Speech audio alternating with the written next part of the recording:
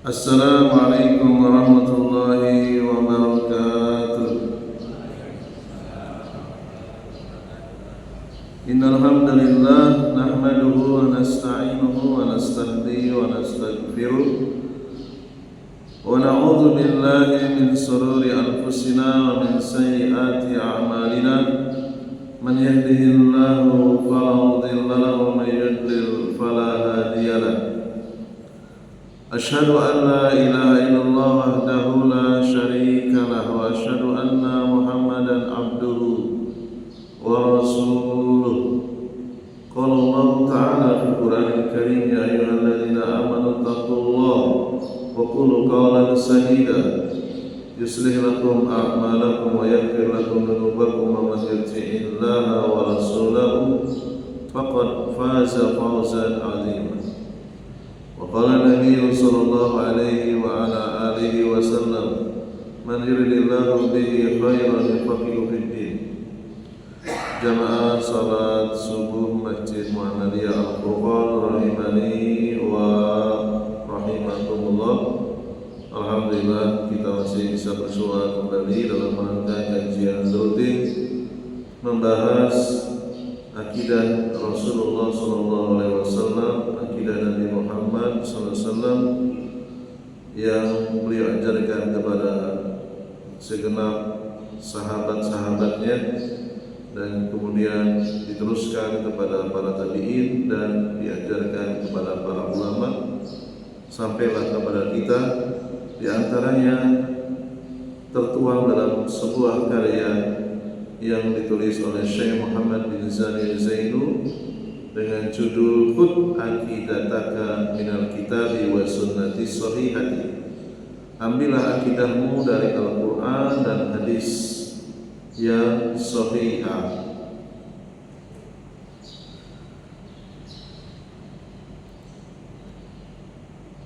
Qala al-mu'allifu rahimahullahu ta'ala asyirkul akbaru. Soal, ma huwa a'dhamu dhunubi indallahi? Al-jawab, a'dhamu dhunubi asyirku billahi. Wa dalilu qawluhu ta'ala, ya bunayya la tusyrik billah inna syirka la dzulmun 'adzim. Surat Luqman. Walamma su'ila Rasulullah sallallahu alaihi wasallam ayyud dzambi a'dhamu, qala sallallahu alaihi wasallam at-taj'ala lillahi niddan wa huwa khalaqaka. Muttafaqun alaihi.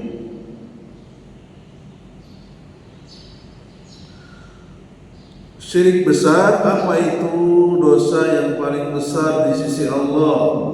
Jawabannya, dosa yang paling besar adalah syirik kepada Allah, menyekutukan Allah dalam ibadah. Dalilnya firman Allah Ta'ala yang ini merupakan nasihat orang yang saleh yang bernama Luqman kepada anaknya, wahai anakku, janganlah engkau mempersekutukan Allah. Sesungguhnya syirik benar-benar kezaliman yang sangat besar, dosa yang paling besar. Luqman, Quran surat Luqman ayat 13. Dan dalil dari hadis yang sahih, Rasulullah SAW ditanya, dosa apakah yang paling besar? Beliau SAW menjawab, engkau menjadikan tandingan bagi Allah, tandingan dalam sesembahan, tandingan dalam perbuatan Allah, tandingan dalam nama dan sifat Allah. Padahal dialah Allah yang telah menciptakanmu. Hadis muttafaqun alaih, yaitu diriwayatkan Imam Al-Bukhari dan Imam Muslim. Jadi tandingan itu bahasa Arabnya an-niddu, ya, sekutu, sesuatu yang disamakan dengan Allah dalam ibadah, dalam doa dan penghambaan lainnya.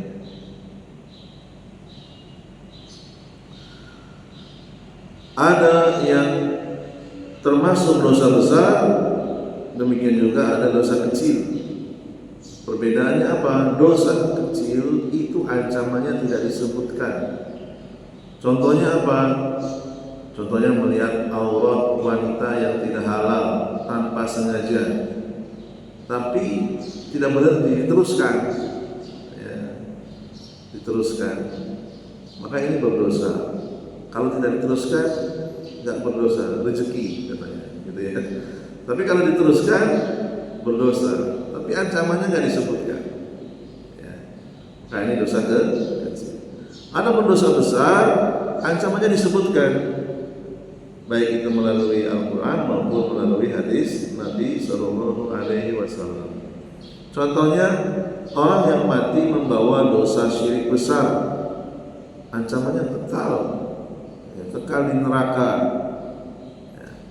Ini perbedaan dosa kecil dan dosa besar. Ya.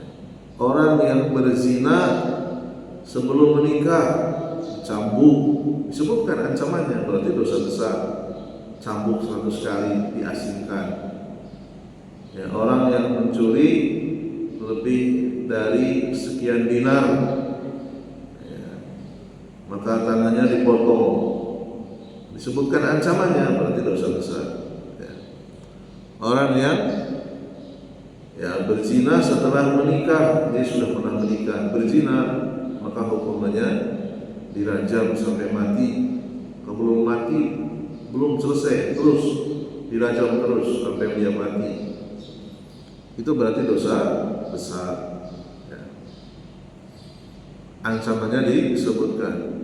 Dalil yang menyebutkan bahwa orang yang mati membawa dosa syirik disebutkan dalam surat Al-Maidah ayat 72, innahu sesungguhnya man yusyrik billah, orang yang mati membawa dosa syirik, menyekutukan Allah. Apa ancamannya? Faqad, maka sungguh haramallahu alaihi al-jannata, Allah mengharamkan baginya surga. Bayangkan, surga itu haram bagi orang yang mati membawa dosa syirik. Wa ma'wahun nar, dan tempat dia adalah neraka. Wa ma lidzalimin min ansar, dia tidak akan mendapati penolong. Ya. Disebutkan ancamannya. Ya. Jadi surga itu halal hanya bagi orang-orang yang mati tidak membawa dosa syirik. Dia sudah bertobat dari syirik akbar. Dia sudah meninggalkan perbuatan-perbuatan syirik akbar. Mati tidak membawa dosa syirik akbar. Kalaupun dia mampir ke dalam neraka, dia tidak akan kekal. Dia akan disiksa sesuai dengan kadar dosanya. Apabila dosanya sudah bersih, maka dia akan dikeluarkan dari neraka dan dihalalkan baginya surga. Jadi ini dan dalam hadis tadi, ya, engkau menjadikan Allah niddan, tandingan, sementara Allah yang menciptakanmu. Maksudnya tandingan dalam hak disembah, dalam hak diibadahi. Ya, jadi Allah itu sangat benci kepada manusia yang menjadikan tandingan bagi Allah dalam urusan ibadah. Meskipun Allah sendiri itu tidak butuh untuk disembah, karena yang butuh menyembah itu manusia. Allah hanya nyuruh saja. Ya, itulah bedanya Allah dengan manusia. Allah menyuruh tapi Allah nggak butuh. Ya, yang butuh itu manusia itu sendiri.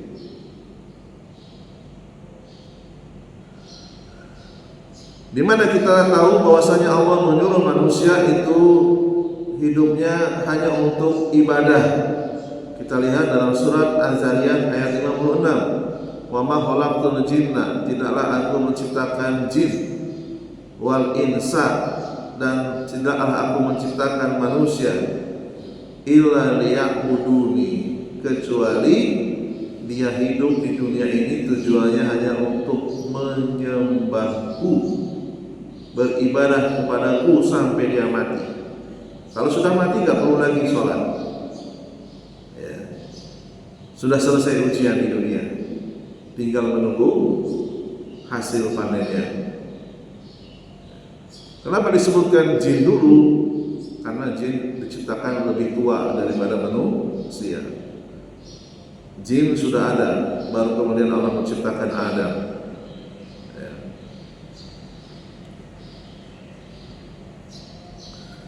Di ayat berikutnya, wa ma uridu minhum min rizqin wa ma uridu an yut'imuni. Ya. Aku tidak butuh dari manusia rezeki, dan aku juga tidak butuh mereka memberi makan kepadaku. Ya, Allah tidak butuh rezeki dari manusia. Allah tidak butuh makanan. Justru sebaliknya, Allah lah yang memberikan rezeki dan memberikan makanan. Dan inilah perbedaan Allah Ta'ala dan manusia. Manusia menyuruh manusia lain karena ia memang memerlukannya. Dia tidak bisa hidup sendirian, tersiksa hidup sendiri itu, ya kan? Jarang ada orang hidup sendirian, gak tahan. Seorang duda yang ditinggal istrinya mati, biasanya nggak lama itu dia akan cari pasangannya. Ya. Kita pasti memerlukan orang lain. Nggak mungkin kita nanam padi sendiri, ngolah padi menjadi nasi sendiri, cari lauk sendiri, nggak mungkin, mustahil. Kita memerlukan orang lain. Ya. Kita menyuruh orang lain karena kita memerlukannya. Kepala desa menyuruh sekretaris desa, disuruh untuk membuat notulen rapat karena dia perlu, karena ada kebutuhan. Ya, tanpa sekretaris urusannya bisa kacau, ya, samsut, problematik, ada yang kurang, ya, karena hanya mengandalkan ingatan mustahil. Allah menyuruh manusia melakukan ibadah bukan karena Allah perlu, bukan karena kebutuhan. Ya, tanpa ibadah manusia, Allah itu tidak problematik. Allah baik-baik saja. Allah tetap sempurna.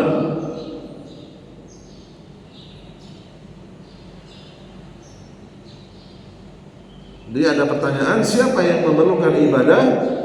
Siapa yang memerlukan syahadat?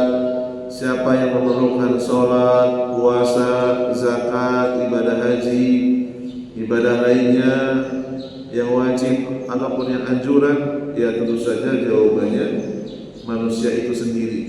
Yang butuh sholat manusia itu, yang butuh zakat ya manusia itu sendiri, yang butuh ibadah haji kita sendiri, bukan Allah SWT. Disebutkan dalam kitab Syarhul Al-Qawaidil Arba'i, saya tambahkan dari kitab yang lain supaya lebih kaya konten atau isi kajiannya. Allahu Jalla wa Ala yut'imu wa la yut'am. Syekh Shalih Al-Fauzan beliau menjelaskan surat Az-Zariyat ayat 57, Allah itu yang memberi makan, bukan yang diberi makan. Ghaniyun 'anit ta'am, Allah tidak memerlukan makanan. Zat Allah itu sempurna. Beda dengan kita. Kita tidak makan lebih dari seminggu, tumbang kita, nggak mampu. Sehari semalam saja banyak yang nggak mampu, nggak kuat nahan lapar. Allah tidak pernah lapar. Ghaniyun jalla wa ala bidzatihi, Allah itu sempurna zatnya. Tidak butuh air, tidak butuh karbohidrat, protein, mineral, nggak butuh. Manusia nggak makan karbohidrat, badannya kurus, nggak ada tenaga. Ya. Tidak mengkonsumsi protein, nggak ada tenaga. Orang-orang yang hidup di daerah dingin tidak mengkonsumsi lemak, jantungnya berhenti karena butuh panas yang tinggi. Dia harus makan lemak. Walaisa huwa fi hajatin ila ibadati, Allah itu sama sekali tidak memerlukan ibadah dari manusia. ataupun dari jin, enggak perlu. Lau kafarta mana qasta mulkallah, seandainya kamu itu kafir, tidak mau masuk Islam, atau murtad, atau tetap ateis, kamu tidak akan pernah mengurangi kekuasaan Allah di alam semesta ini. Walakin antal ladzi bihajatin ilahi, kamulah yang sebenarnya memerlukan ibadah itu. Antal ladzi bihajatin ilal ibadah, kita yang benar-benar butuh kepada sholat, kita yang perlu berzikir, kita yang perlu berzakat, berhaji, melakukan sholat sunnah, kita yang perlu untuk hadir di majelis ilmu, bukan Allah. Famin rahmatihi, dan termasuk dari kasih sayang Allah, annahu amaraka bi ibadati, Allah menyuruh kita untuk beribadah kepadanya. Untuk apa? Min ajli maslihatika, untuk mendapatkan manfaat, bonus. Kita sudah dikasih fasilitas, jantung, mata, telinga, tangan, kaki, perut, dan seterusnya, dikasih fasilitas. Kalau kita beribadah kepada Allah, nanti Allah akan tambah bonus setelah kita dibangkitkan kembali dari kematian. Li'annaka idza abadtahu, jika kamu menyembah Allah dengan ikhlas tanpa dicampuri dengan kesyirikan, fa innahu subhanahu wa ta'ala yukrimuka bil jazaa'i was sawabi, maka Allah akan memuliakanmu dengan balasan yang lebih baik. Fal ibadatu sababun li ikramillahi laka, jadi ibadah itu hanya sebab saja. Allah punya alasan untuk memuliakanmu di dunia maupun di akhirat. Famanil ladzi yastafidu minal ibadah, maka pertanyaannya, siapakah yang mendapatkan manfaat dari ibadah? Al-mustafidu, jawabannya adalah orang yang mendapatkan manfaat minal ibadati huwa al-abidu nafsuhu, hamba itu sendiri. Amallahu jalla wa ala fa innahu ghaniyun an khalqihi, adapun Allah yang maha mulia dan maha tinggi sama sekali tidak memerlukan apapun dari manusia, dari bangsa jin dan bangsa manusia.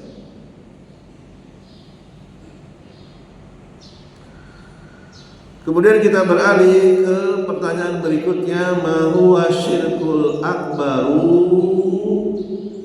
Al-jawab, asyirkul akbaru huwa sarful ibadati li ghairillahi ka du'ai ghairillahi wal istighosati bil amwati awil ahya'il ghaibina.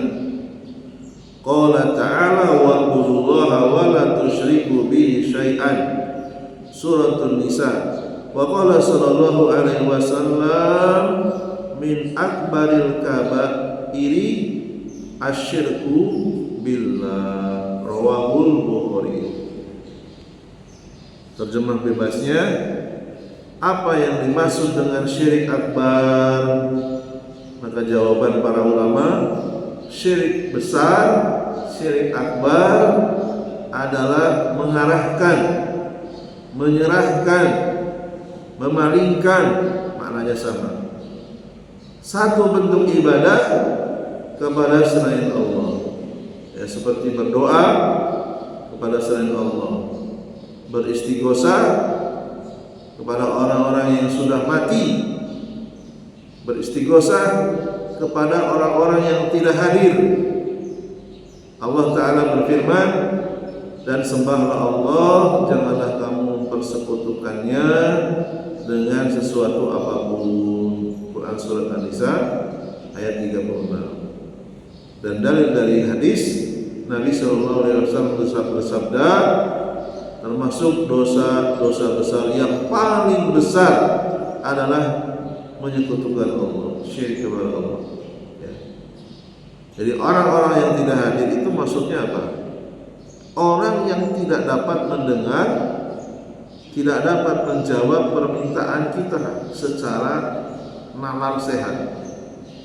Orangnya jauh, tidak ada alat komunikasi. Bagaimana mungkin dia akan mendengar permintaan kita? Bagaimana mungkin dia bisa menjawab permintaan kita? Itu maksud dari beristighosah kepada orang-orang yang tidak hadir, orang yang jauh di sana. Secara nalar sehat nggak mungkin.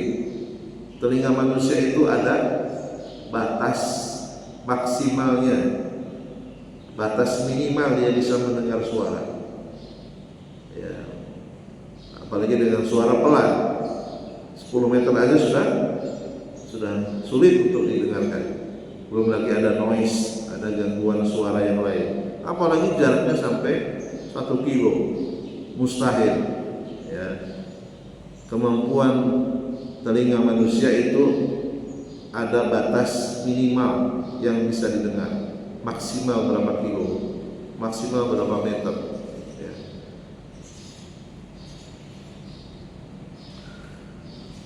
Arif al-istighosata wa mal farqu bainaha wa baina doa. Jadi istighosah ini populer yang sering diamalkan dan diucapkan di kelompok sebelah, di saudara-saudara kita dari kalangan Nahdiyin. Ya, di Muhammadiyah kurang populer ya.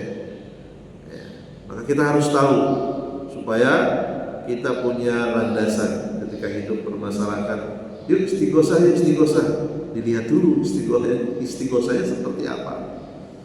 Tahun 2020 ketika saya sekolah ke Malang, itu di saat Covid gitu ya, itu hampir tiap minggu masyarakat Malang itu gantian dari RT ke RT yang lain istighosahan namanya, terutama ibu-ibu itu. Yuk kita istighosahan, kumpul di suatu rumah istighosahan. Ya. Apa itu istighosah dan apa perbedaan antara istighosah dan doa? Jawab, al-istighosatu hiya talabul gausi wa huwa ijaratu syiddati. Istighosah itu adalah talabul gaus. Talabul gaus itu apa maknanya? Meminta tolong untuk menghilangkan kesulitan. Ya. Jadi bedanya antara doa dan istighosah, wal farqu bainaha wa baina doa anal istighosata la takunu illa minal makruh. Jadi istighosah itu doa yang diucapkan dari orang yang betul-betul dalam kondisi sangat kritis, dalam kondisi dalam kondisi emergensi, dalam kondisi terpojok. Wa doa, adapun doa a'ammu itu umum. Dia tidak kekurangan apapun, tidak ada kesulitan apapun, dia berdoa. Nah, itu doa namanya, doa biasa.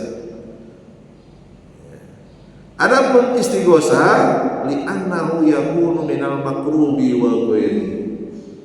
Doa yang keluar dari lisan seorang muslim, seorang mukmin, seorang muslimah dikala dia dalam keadaan buntu, jalan buntu, sudah tidak ada lagi.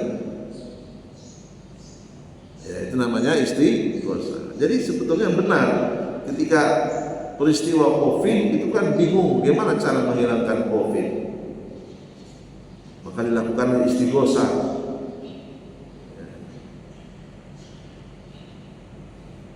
Ya, ini ya terjemah yang tadi.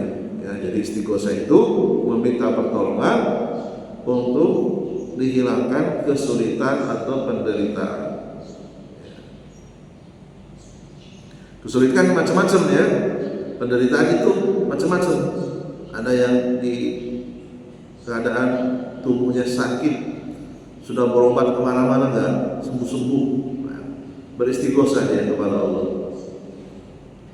Dia gunakan waktu-waktu mustajab, entah itu di sepertiga malam yang terakhir, ketika sujud, sebelum salam, atau menggunakan hari Jumat, ya, pagi, siang, sore, malam, ya, dia gunakan untuk berdoa agar dihilangkan penyakit yang ada dalam tubuhnya, atau sakit ekonomi, ya, usaha apa saja gagal, bangkrut, utang numpuk, ya, atau jiwanya guncang, ya, trauma yang sangat dalam, ya, ketakutan yang luar biasa. Nah, lalu kemudian dia mengangkat tangannya berdoa, itu namanya istighosa. Ya. Dan kalau kita lihat praktek sepanjang sepengetahuan saya belum menemukan Rasulullah dan para sahabat itu beristighosa berjamaah ketika ada musibah yang mereka berdoa sendiri-sendiri. Di perang Badar Rasulullah mengangkat tangan sendirian. Ya, Abu Bakar membiarkan Rasulullah mengangkat tangannya tinggi-tinggi karena takut. Ya, jumlahnya 300 melawan 1000. Secara matematika dunia mustahil kita lawan satu pedang dengan pedang berhadapan. Kan dua orang kan bisa nyerang dari belakang, dari samping, gimana caranya? Sulit. Dalam kondisi yang sangat sulit, dalam kondisi yang sangat terpojok, Rasulullah mengangkat tangannya tinggi-tinggi, meminta bantuan kepada Allah agar Allah menurunkan para malaikatnya, sehingga perang Badar menjadi kemenangan yang gemilang. Demikian juga ketika ada seorang sahabiah sering mengalami epilepsi, air guling keluar air busanya dari mulutnya, ya. Lalu meminta kepada Rasulullah, ya Rasulullah, tolong doakan supaya saya dihilangkan epilepsinya. Rasulullah menawarkan, kalau kamu sabar dengan penyakit yang kamu derita, kamu bisa masuk surga. Tapi kalau kamu mau saya doakan, bisa. Mau pilih yang mana? Kalau didoakan sembuh, belum tentu masuk surga. Kalau sabar, masuk surga. Dia pilih sabar. Gak apa-apa lah, epilepsi gak apa-apa. Yang penting masuk surga. Lalu kemudian wanita tersebut meminta kepada Nabi, ya Rasulullah, aku siap bersabar. Dan aku mohon ketika aku epilepsi, tolong jagalah auratku agar tidak terlihat oleh manusia. Lalu dikabulkan. Ya, dikabulkan. Kemudian persoalan berikutnya, hal syirku mawjudun fi hadhil ummati. Apakah syirik itu ada di umat ini? Jawabannya na'am, mawjudun. Wa dalilu qauluhu ta'ala, wa ma yu'min aktsaruhum billah illa wa hum musyrikun. Surat Yusuf. Wa qala sallallahu alaihi wasallam, la taqumu sa'atu hatta tarhaqa qabailu min ummati bil musyrikin wa hatta ta'budal awsana. Sahihun rawahu Tirmidzi. Terjemahnya, apakah syirik ada pada umat ini? Maksudnya ada pada umat Nabi Muhammad? Jawabannya iya. Syirik akbar itu ada pada umat ini. Siapa yang memberitahukan? Al-Quran, Surat Yusuf 106. Dan kebanyakan mereka manusia tidak beriman kepada Allah, melainkan dalam keadaan mereka mempersekutukannya. Ini bisa dibuktikan gak jamaah sekalian?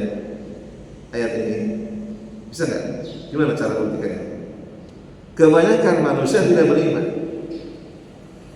Ketika aja di Google, berapa jumlah manusia saat ini? 7 miliaran ya. Berapa yang tercatat sebagai muslim? Gak ada separuh. Bahkan sepertiga, mungkin sepertiga lah. Ya, 1,5 miliar. Sisanya mempersekutukan Allah Subhanahu wa taala. Terbukti ayat ini masih relevan, ya. Ya, karena manusia kebanyakan tidak bisa merespon hidayah yang sudah menyebar melalui internet, melalui YouTube, melalui media sosial. Mereka lebih mentitik beratkan kepada hawa nafsu. Ya. Nabi SAW bersabda, hari kiamat tidak akan terjadi hingga beberapa kabilah dari umatku bergabung dengan kaum musyrikin, artinya murtad, ya. Hingga mereka menyembah berhala-berhala, menyembah Tuhan-Tuhan selain Allah. Hadis sahih diriwayatkan Abu Dawud dan Imam Tirmidzi. Di zaman Nabi Muhammad SAW hidup, beliau lahir di Mekah, kemudian hijrah ke Madinah. Disebutkan dalam kitab yang tadi saya perlihatkan covernya, Syarhul Al-Qaidul Arba, Anan Nabiyya sallallahu alaihi wasallam dhahara ala unasin mutafarriqina fi ibadatihim. Rasulullah itu hidup di tengah-tengah masyarakat Mekah dan para pendatang yang tinggal di sekitar Mekah. Itu ada minimal, berarti lebih, minimal 7 agama. Minhum man ya'budul malaikah. Ada agama yang disembah malaikat. Wa minhum man ya'budul anbiya. Ada agama di zaman Nabi hidup yang menyembah para nabi. Wassolihin, ada juga satu agama yang menyembah orang-orang soleh. Berarti berapa itu tadi? Malaikat, nabi, orang soleh, ada 3 agama. Ditambah lagi, wa minhum man ya'budul ahjar, ada yang menyembah batu, 4. Wal asjaru, ada yang menyembah pohon, 5. Wa minhum man ya'budu syamsa, ada yang menyembah matahari, 6. Wal qamaru, ada yang menyembah bulan. Wa qatalahum Rasulullah wa lam yufariq bainahum. Rasulullah mendakwahi semuanya, memerangi dengan ilmu, dengan cahaya Al-Quran, supaya mereka masuk Islam dan tidak membeda-bedakan. Semuanya musyrik, sama di mata Allah dan Rasulnya. Apa buktinya? Buktinya ya tidak lain dari Al-Quran dan hadis Nabi SAW. Ya, ada minimal ada 7 agama di zaman Nabi. Itu pun yang disembah berbeda-beda. Ada yang menyembah malaikat Jibril, ada yang menyembah malaikat Mikail. Ya, orang Jawa menyembah malaikat Mikail dalam bentuk nama yang lain, menyembah Dewi Sri. Bayangkan tuh, malaikat Mikail diganti namanya dengan Dewi Sri. Yang menumbuhkan tanaman-tanaman kan malaikat Mikail. Ya, kalau di ajaran agama yang lain yang menyembah malaikat yang menurunkan hujan kan Mikail, dikasih nama Dewa Indra, gitu ya. Yang menyembah malaikat Jibril diganti namanya, apa namanya? Ganesha, Dewa ilmu pengetahuan yang menurunkan wahyu, ya, diganti namanya. Ya, penyembah malaikat, penyembah nabi, apalagi Uzair disembah oleh siapa? Yahudi. Isa Al-Masih disembah oleh Nasrani. Ya. Orang-orang soleh banyak. Di zaman Rasulullah yang paling terkenal Lata. Orang soleh itu disembah. Sekarang masih ada. Ya. Orang soleh dimintai sebagai penyambung lidah dengan Allah, padahal sudah mati. Ya. Penyembah matahari di mana? Yang terkenal di Jepang, ya. Penyembah bulan juga ada, bahkan disusupkan melalui film animasi anak-anak itu, Avatar The End itu, ya kan? Ada dari bulan itu. Penyembah batu, apalagi ini? Batu-batu yang dianggap memiliki kekuatan magis, disembah, diagungkan, demikian juga pohon. Ini semua diinformasikan melalui Al-Quran dan hadis Nabi SAW. Misalnya ada orang yang menjamah malaikat. Kita lihat di surat Al-Imran ayat 80, ada itu. Wala ya'murukum an tattahidul malaikata. Kalian itu tidak pernah disuruh menjadikan malaikat arbaban sebagai Tuhan. Wan nabiyyin, kalian menjadikan nabi sebagai Tuhan itu tidak pernah disuruh oleh Allah. Itu adalah syirik. 1 dan 2 satu paket dalam satu ayat. Demikian juga dalam surat Al-Maidah ayat 116. Idz qala Allah, ketika Allah bertanya, ya Isa, wahai Isa ibnu Maryam, anaknya Maryam, a anta qulta linnas, apakah kamu dulu pernah mengatakan di hadapan manusia, ittahiduni wa ummiya, apakah aku dan ibuku ilahaini sebagai dua Tuhan min dunillah selain Allah? Maka Nabi Isa menjawab, subhanaka ma suci engkau, ma yakunu li, aku tak pantas, an aqula ma laisa li bihaq, mengucapkan sesuatu yang tidak benar. In kuntu qultuhu faqad alimta, seandainya aku pernah mengatakan sembahlah aku dan ibuku, tentu engkau telah mengetahuinya. Surat Al-Maidah 116. Kemudian penyembah orang soleh, Al-Quran memberitahukan melalui surat An-Najm ayat 19. Apa ra'aitumul Lata, apakah pantas kamu menjadikan Lata sebagai sesembahan yang lain? Wal Uzza, Uzza ini nama pohon, ya, pohon yang disembah. Wa Manat, Manat ini batu yang diukir. Kalau di Indonesia apa namanya? Kira-kira candi. Ya. Aparaitumul Lata wal Uzza wa Manata as-salisatal ukhra. Apakah pantas menjadikan 3 Tuhan selain Allah? Ya. Demikian juga informasi dari hadis yang dikeluarkan Imam Tirmidzi, ya, dan beliau menyebutkan hadis ini hasanun shahih, dan juga Imam Ahmad, ya, Ibnu Abi Asim dan yang lainnya, ya. Rasulullah SAW, ya, pernah melakukan perjalanan, kharajna ma'an Nabi, ya, seorang sahabat namanya Abu Waqid Al-Laisi, beliau menceritakan, kami pernah safar bersama Nabi ila Hunain, menuju daerah Hunain, wa nahnu hudasa'u ahdi bi kufrin, kami ini orang-orang yang baru saja masuk Islam, ya. Walil musyrikin sidratun yaqufuna indaha wa yanutuna biha aslihatahum, ya.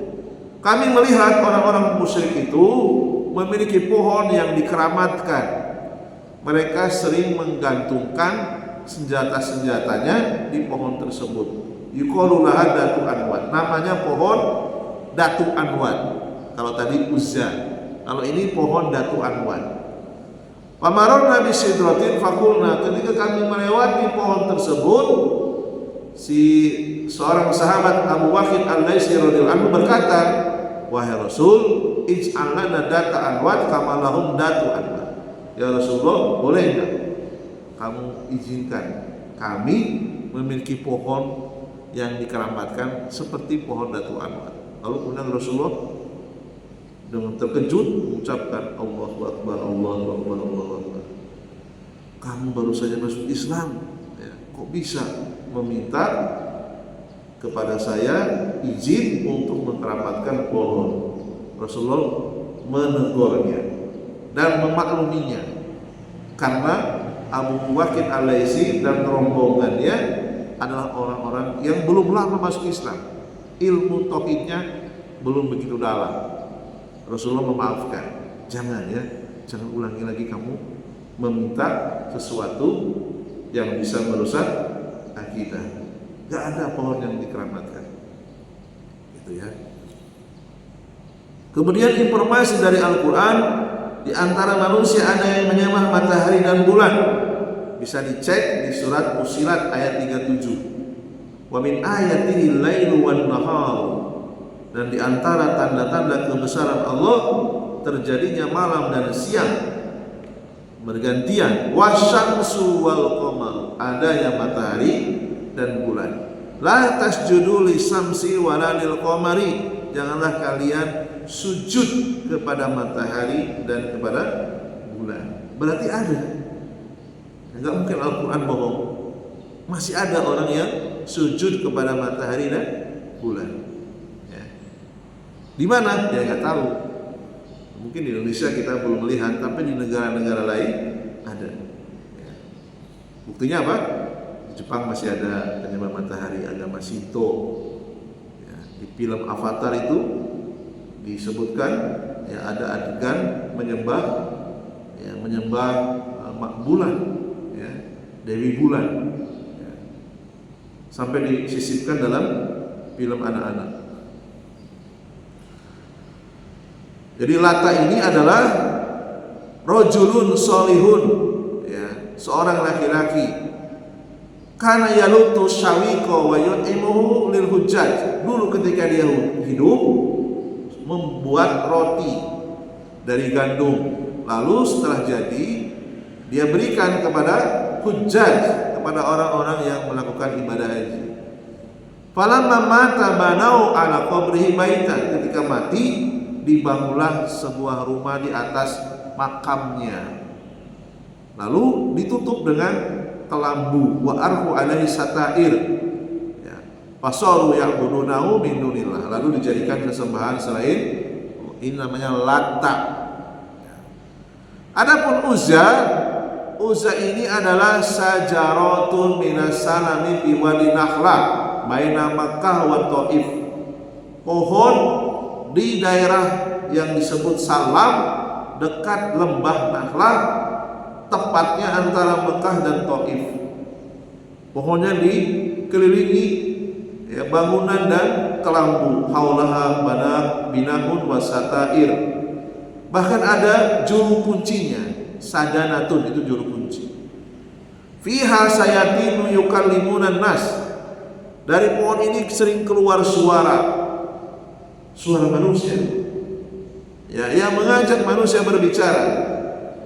Ya, di dalamnya itu ada setan. Setan kan bisa meniru suara manusia. Wa yadununa juhalu anna hadzal ladzi yukallimuhu wa nafsu hadhihi syajarat. Orang-orang musyrik menyangka yang berbicara di dalam pohon itu adalah roh, padahal itu adalah setan. Litudillahum an sabilillah, mereka disesatkan oleh jin tersebut. Ya. Wa kana hadza sanamu li Quraisyin wa ahli Makkah wa man haulahu. Jadi Uzza ini sesembahannya orang-orang Quraisy dan juga penduduk Mekah dan penduduk sekitar Mekah. Wa Manat, adapun Manat ini adalah fi makanin yaqa'u qariban min Jabal Qudayd, letaknya dekat Gunung Qudayd antara Mekah dan Madinah. Manat ini adalah batu yang diukir yang disembah oleh suku Huja'ah, Aus dan Khazraj, ya, disembah oleh warga Madinah. Jadi kalau mereka umroh, haji, nah, mereka mampir ke Manat, lalu kemudian disembah. Dan ini adalah akbaru asnamil arab, ya, patung yang paling besar di zaman itu. Patung yang paling besar namanya Manat, ya, candi yang paling besar. Ya. Jadi seandainya dakwah Rasulullah itu ditempatkan di Jawa, mungkin Borobudur nggak ada, ya. Prambanan nggak ada, ya. Ya, karena dakwah tauhid, ya, Rasulullah itu di Jazirah Arab, ya, maka candi-candi yang menjadikan sembahan itu dimusnahkan. Ya. Nah, ini ya, dalam kitab ini dijelaskan, walam naja Allahu bil Islam wa fataha Rasulullah Makkah al-musyarrafata arsala al-Mughirah Ibna Syu'bah wa Abu Sufyan bin Harb. Ketika Rasulullah sudah kuat, beliau sebagai presiden, sebagai pimpinan negara dari Madinah, ya, mengerahkan pasukannya menuju Mekah, mengutus 2 komandan. Siapa namanya? Al-Mughirah bin Syu'bah dan Abu Sufyan bin Harb. Abu Sufyan bin Harb ini tadinya kafir, lalu dia masuk Islam. Untuk apa? Menyuruh 2 orang ini ilal Lata, untuk menghancurkan Lata yang ada di Thaif, ya. Fahadamaha bi amri Rasulullah, dihancurkan atas perintah Rasul. Kemudian Rasulullah mengutus Khalid bin Walid, arsala Khalid ibn al-Walid, untuk apa? Untuk menghancurkan Uzza. Fahadamaha wa qatta'a al-asjar, ditebang pohonnya, dipotong-potong. Wa qatala jinniyata, ya ini uniknya ini. Khalid bin Walid berhasil membunuh jin yang ada dalam pohon tersebut. Allati kanat fiha tukhadibun nas, yang sering mengajak berbicara kepada manusia. Wa tudilluhum, menyesatkan mereka. Wa mahaha an akhiriha, ya, Khalid bin Walid meratakan dengan tanah pohon tersebut, dicabut akarnya, lalu kemudian dimusnahkan. Kemudian yang ketiga, wa arsala Aliya ibn Abi Thalib radhiyallahu anhu. Rasulullah mengutus komandan Ali bin Abi Thalib untuk apa? Untuk menghancurkan Manat. Ya. Jadi sudah nggak ada lagi, sudah musnah sejak zaman Nabi Muhammad SAW. Ya. Nah, inilah penjelasan mengenai kitab Khudh Aqidataka. Alhamdulillah sudah selesai. Insyaallah kita lanjutkan dengan tema yang lain di pekan yang akan datang. Subhanakallahumma bihamdika asyhadu an la ilaha illa anta astaghfiruka wa atubu ilaik. Nasrun minallahi wa fathun qarib wa basyiril mu'minin. Wassalamualaikum warahmatullahi wabarakatuh. Barangkali ada soal jawab terkait dengan materi tadi, dipersilakan.